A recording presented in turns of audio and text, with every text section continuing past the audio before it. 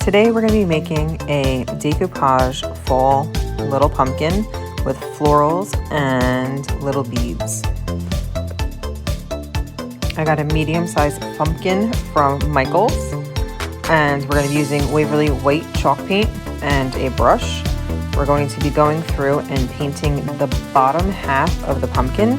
Seeing you're going to decoupage it and you're going to be using napkins, which are single ply, you are going to need to paint it white so that way the orange doesn't bleed through. Doesn't have to be perfectly not splotchy, because you are just going to be using this just to block out the orange. I'm just eyeballing it with the line that's going through because it is a pumpkin. It's not going to be a straight line.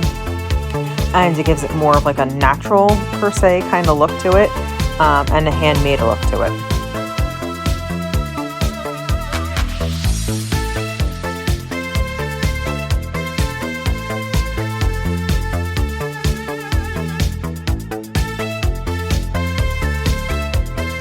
Next, we're going to take our Mod Podge and a foam brush and our napkins. We are going to take the napkins. These I got from the dollar store. I am cutting them apart so that way it's just a strip and you don't have all that white. After I do that, I'm also cutting off that one end, if you can see it at the back, where it has like the little, where it was from. Then I'm going to separate them to take the 2-ply and make it a single ply.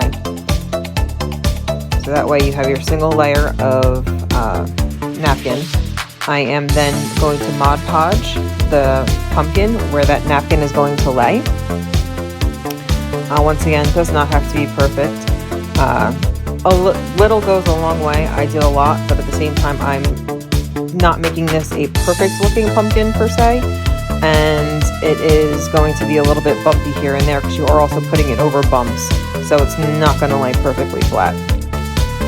So I'm just pushing it in, adding more Mod Podge because you are going to have to do more strips across. I missed filming a whole section there. But you just layer it over and over again and then just keep Mod Podging on top and then put a layer of Mod Podge on top of that. This part where I'm cutting off the extra, I strongly suggest waiting until it's completely dry, otherwise you're going to end up taking off parts of the napkin.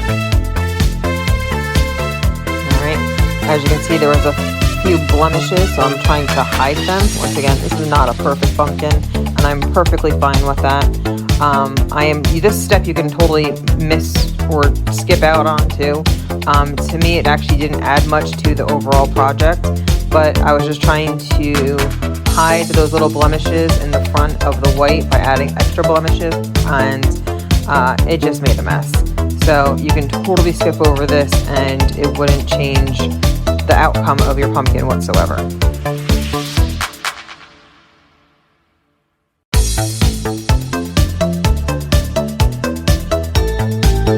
Next, we're going to take the glue gun and different ribbons. One is like a burlappy green that I got from Michael's, and then the other one is from the dollar store. I am putting down the green first, right where the napkin meets the pumpkin, to kind of hide that edge. That's why I said you didn't have to be perfect when you were putting it on before. So just keep going through, put it all around, pat down as you're going, and go all the way around. And then when you get to the center, snip that part off and then just glue gun that down too. Then, as you can see, the ribbon that I'm using as the overlay has those center parts out, hence why I needed to put the green underneath. You can just do a blanket ribbon and not have to worry about that. But this one, I'm applying the glue to the ribbon as opposed to the pumpkin because I'm trying to avoid getting the glue in that open, like lacing kind of part down the center where the green is going to show through. And then I'm just putting this around all the way around again.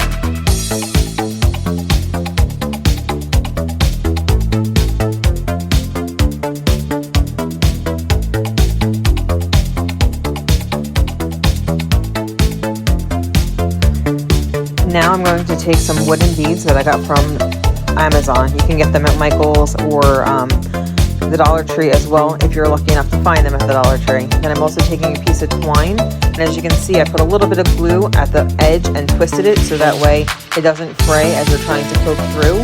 And that little blue tool that I just used is called a bead reamer, and that just opens up the hole so that way the string goes through easier. Then I'm putting 4 on one side, 4 on the other side, and then just knotting at either ends. And then I'm going to end up gluing it to the pumpkin. I make a mistake here by putting it in the wrong spot, because I totally forgot that I'm trying to hide that front spot with those white blemishes. So I move that and pick off some of the extra glue. Then I'm going in and taking leaves from a dollar store pick. I picked the green and the yellow because of the colors that are in the bottom of the pumpkin. So I'm trying to pull those out. And as you can see, I just covered up all those wonderful white blemishes from the paint that I could not get off. And then I just keep adding a few more on. I lost one of mine. That's what the flag was from. I added an orange because I couldn't find the other green, but it also ties into that really pretty orange pumpkin. I'm taking some raffia and I am making a bow. Not the greatest bow. I am horrible at making them, but as I said, it doesn't have to be perfect because the pumpkin's not perfect.